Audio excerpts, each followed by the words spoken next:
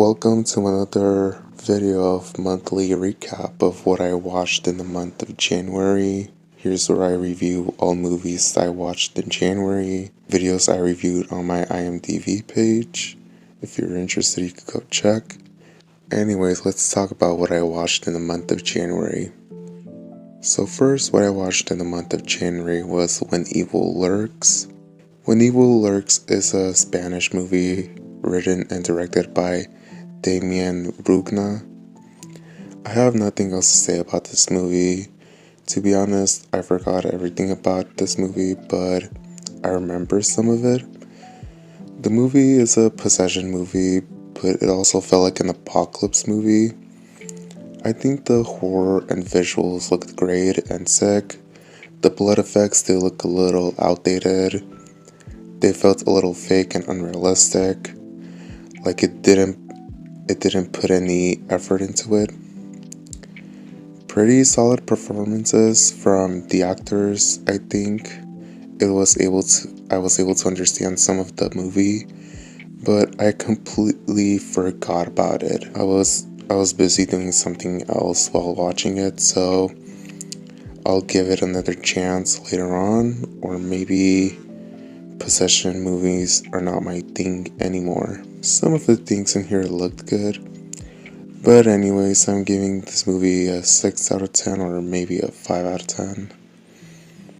Next I watched is Prince of Egypt. Prince of Egypt is a fantastic masterpiece that I still enjoy. I'm not a religious person or anything, nor am I interested in it, but I went to church a long time ago, and that's all I could say. The story about Moses is still an interesting story. The animation is flawless, beautiful and spectacular. The lights, color, creatures of the plague, blur and mixing effects of the water. The powers of God given to Moses looked amazing. Best thing done in 1998 than what we got now. Not only is the animation great, but the music is great. The cast sure has potential and did a good job in their role. I still think this movie is brilliant, and I'm giving it a 6 out of 10. Next I watched is Bolt. I feel like there's a lot of people that dislike this movie, and some who like this movie. I think this movie was okay in my opinion. It's not bad nor good, but it is okay. I do think that the story was okay. Bolt is on a journey to find his owner Penny, and that's a decent way to go. I do think that the sequences and scenarios the characters go through make the movie more exciting, and that's what matters. Character writing on Bolt is pretty good because he is a Hollywood acting dog who ran away from the studio. He believes everything in the studio is real and goes through a journey in the real world. He learns that everything is fake and faces reality. I think that was an excellent way to write Bolt. Everyone around him tries to tell him that the things he sees in Hollywood set is not real, and the real world is reality. I think this movie is a good commentary on brainwashed people in the film industry with a heart and others without a heart. It just felt like a good commentary on Hollywood and reality. So I think this movie is decent, good writing, and alright cast. I give it a 5 out of 10, but I'm gonna give it a 6 out of 10 instead. Next I watch is Nacho Libre. Nacho Libre is honestly a good comedy film of all. I still enjoyed watching this if I need anything to laugh about. I'm sure that there are other comedy movies out there that I also enjoy laughing at, but I think this one is just great. Nacho Libre, who is performed by Jack Black, is not just served as a punching bag to make fun of or used as a comedic humor. His character has a passion for wrestling because he wants to help out the orphanage and not just to boost up his ego. So I think they did a nice job with his character writing. The humor in this movie is also entertaining as well. Jack Black was funny for his character. I mean, he carries the whole movie. Also, Hector Jimenez, who is a legend in this movie. I would love to see him in more comedy roles. So overall, I think this movie is entertaining. I give it a 7 out of 10. And then I watched Cloverfield. Cloverfield is a decent movie, well-made movie with not very big issues with it. This movie is like a Godzilla movie but in found footage. Sounds like a good formula. There are well shots in this movie that were pretty well captured. Most of the time the actors had to hold the camera themselves, and I guess that's a fantastic way to convince us that this feels real and we're feeling what these actors feel. Dread, horror, fear, shock, action is like portraying what we would feel if we were under attack by a huge monster. The monster and creature designs look good, sometimes a bit weird, but most of all looked pretty great. We were able to catch some good shots of the monsters attacking the city. It feels powerful and visually great. The visuals in here look great. This was done in the budget of 25 million and yet still looks very great. Again, just tells that a movie could still look better on a small budget than a higher one. Now, I'm not saying that it's just higher budget movies that look bad. Sometimes small budget movies look bad sometimes. But this movie is great visuals. The effects, the design of the monster shots, the plot is not that important. And I'll give it a 7 out of 10. Next, I watched Midsummer, made by Ari Aster, which I love. I loved Hereditary, and I think it's one of the best modern horror movies ever. Midsummer is still a good movie, not as good as Hereditary, but it's alright. It is a slow burn movie, which may upset others, but I feel like it has more than a slow burn. The movie still is scary, creepy, and shockingly weird. The deaths are not that extreme, but they are scary and creepy. People die in creepy ways when it's shown to us. The two elders falling off a cliff was horrifying. Josh's death was more horrifying and creepy. He gets his head hit by a hammer and someone wearing Mark's skin drags him is pretty unsettling to look at.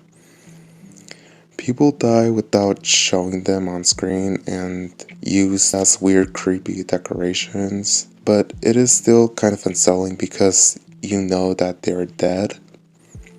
The characters are pretty insufferable, kind of annoying, but the cult does us a favor of getting rid of them.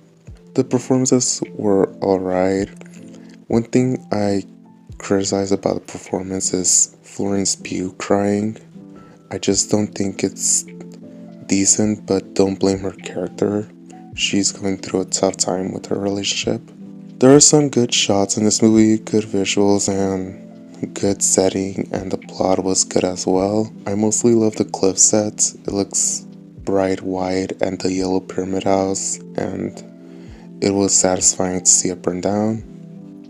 And I give it a 6 out of 10. Next, I watch a Saltburn.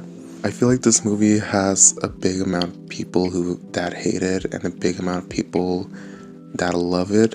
And I am one of those who likes this movie. I think this movie was great. I think there is a lot in this movie that I enjoyed and I had no problem with. The movie felt like a horror film, but it's a comedy, drama, and thriller, so it almost felt like a horror movie. I really like the visuals in this movie. There's really good shots in this movie that really looked good. There's perfect cinematography of the sets, rooms, and everything. The set design looks really great. It feels very fancy, royal design buildings and indoors. A lot of people say it looks like Harry Potter, but I have not seen Harry Potter, but it definitely looks like Harry Potter. The movie is even well shot in dark, light, colored visuals. Also, this looks great because it takes place in 2006, which I guess makes the environment and makes everything in this movie look and feel good. The writing was honestly good. The plot did carry this movie. It felt suspenseful, and Oliver's character and his strong obsession with Felix is so weird and sickening. The writing makes parts in this movie feel genuinely thrilling. The death parts of the family are very psychopathic. Some of them go unexplained, which is probably my criticism is that mostly some of the deaths in here are not explained to us how it happened. Elspeth's death scene, played by Rosamund Pike, felt very traumatic and it took it way too far, which I don't mind because it's what the movie wanted to do. Some people say that the last 7 minutes of this movie ruined everything, and I completely disagree because it was like a rehash of Oliver's plan to take down this family and him dancing naked. I don't know, it was a pretty weird scene, but I don't think it ruins the whole movie. Like, who cares? I don't care about that. Nor do I have a problem with it. Sounds like an excuse to hate this movie. Overall, this movie is great. I enjoyed it. It was pretty mind-blowing stuff. And I give Saltburn a 8 out of 10. Then I watched Society of the Snow. Society of the Snow is a Spanish film written and directed by J.A. Bayona and written by Bernard Villaplana. I think this movie was great. It was adventurous, suspenseful, and thrilling. That's how I felt about the movie. I feel like there were great characters in here making good choices to stay alive and survive. It feels like some circumstances we would struggle through and wouldn't make it out alive. They stay alive to not freeze to death, go through hard snowy mountains with heavy snow weather, even eat one of the dead bodies that died in the plane crash, which is cannibalism, but it's a pretty crazy thing to do in a situation like this, but kind of a risk-taking thing to do. This movie has pretty good visuals, good shots of snowy mountains, good heavy snow visuals, great plane crash sequence, kinda disturbing but well shot, good makeup on the characters, bruises and damaged looks, and red veiny eyes, giving off that the characters are in huge trouble and in terrible condition. It looked really effective, by the way. The plot was alright. It felt like it was based on a true story, but don't know if it is. The actors and actresses were really good here. They put a really good effort in this movie. They actually deserve a role like this because they make their characters feel more sympathetic and make their characters feel like they're in thread. Glad to see that these roles were given to small actors, real actors who give effort and are dedicated instead of having to rely on star power. I think that was great. Overall, this movie was great. It was fantastic. It felt bold and interesting and handled well and was heartwarming. And I'm giving it an 8 out of 10. And then I watched Dream Scenario. I have been waiting to watch this movie for so long. After hearing that it's about an urban legend of seeing a man in your dreams come to life, I've been really anticipating to watch this.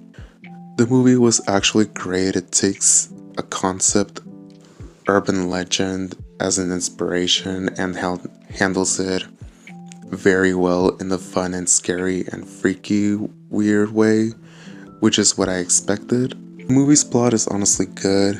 It was really appealing to me.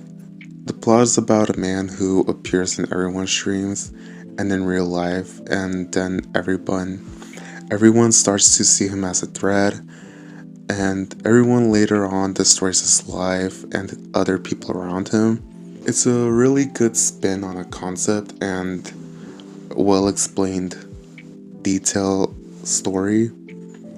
Nicolas Cage is very good in this movie. He played his role very well. He is very well handled in real life scenarios and in dream scenarios.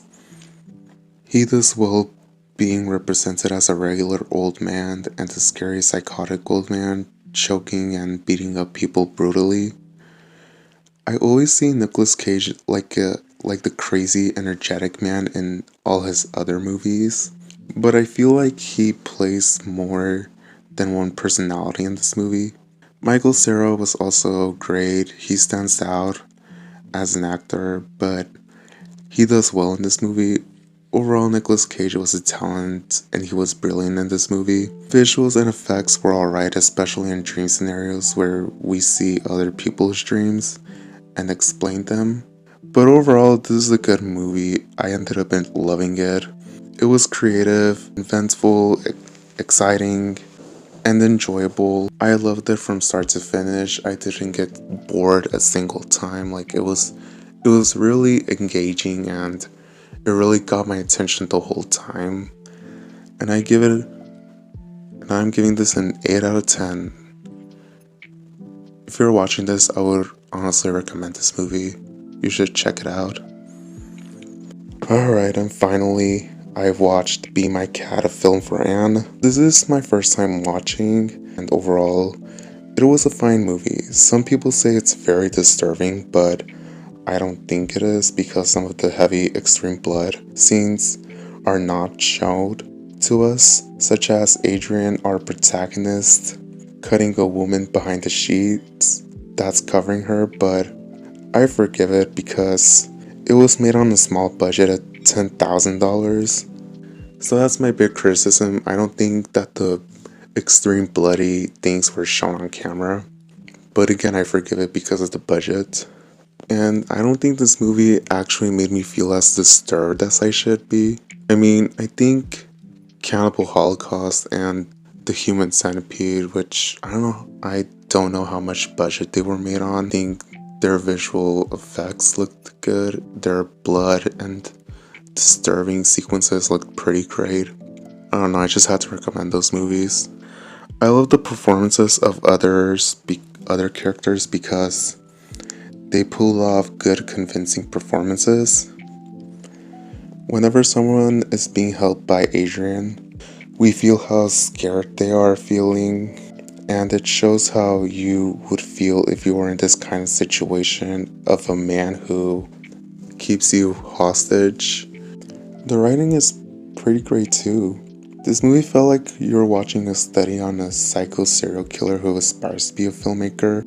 And in the movie, you understand and you know what the goal for the main character is, Adrian, who is taking all these women hostage in order for them to be in their film and to perform in their film, even though they're being treated bad. And some of them just want to leave. But you understand the movie, like you understand why he does this and what his goals are. And throughout the whole movie, he's like talking to us, like explaining what he's doing. He's like, oh no, the reason why you're seeing someone die is because I'm playing a character, not a real life me. And I'm not playing myself, I'm playing a character. I don't know what you call that, but it's pretty interesting and smart. And then later on he realizes that, oh wow, he is playing the character and he is actually a serial killer who's depraved and very delusional for Anne Hathaway. And yet the whole purpose of this movie is like him trying to appeal to Anne Hathaway or try to convince her to be in one of his movies. But overall, I think this movie was great. It was well done. I love the performances and the plot of this movie. Great found footage horror movie. You see, found footage nowadays can be done bad, but I think this movie is an example of what a found footage movie should be. And I give this movie a 7 out of 10, or maybe a 6 out of 10. I think I would give it a 6 out of 10. Okay, that's all what I watched in the month of January. Thank you for sticking around this video. Thank you for watching, and I'll talk to you later. Bye bye.